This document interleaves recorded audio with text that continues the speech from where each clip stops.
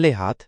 रात गहरी हो चुकी थी, बारिश तेज हो रही थी, बिजली की कड़क ने पूरे घर को हिला दिया।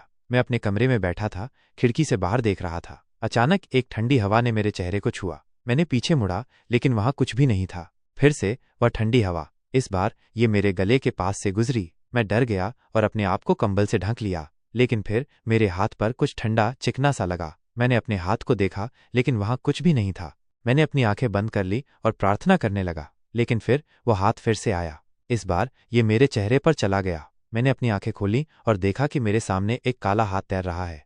मैं चिल्लाया और बिस्तर से उछल पड़ा। मैं दौड़कर अपने माता पिता के कमरे में गया और उन्हें जगाया। उन्होंने मुझे शांत किया और कहा कि ये सब मेरी कल्पना थी, लेकिन मैं जानता था कि ये सच था। उस रात के बाद मैं कभी भी अकेले नहीं सोया और मैं हमेशा अपने कमरे का दरवाज़ा बंद रखता हूँ। अनुवाद ब्लैक हैंड्स।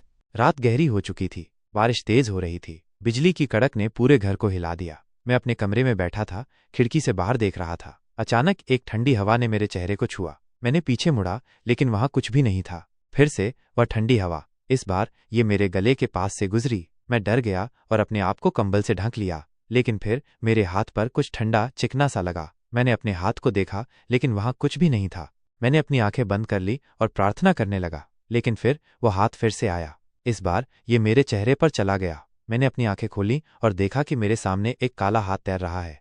मैं चिल्लाया और बिस्तर से उछल पड़ा। मैं दौड़कर अपने माता पिता के कमरे में गया और उन्हें जगाया। उन्होंने मुझे शांत किया और कहा कि ये सब मेरी कल्पना थी, लेकिन मैं जानता था कि ये सच था।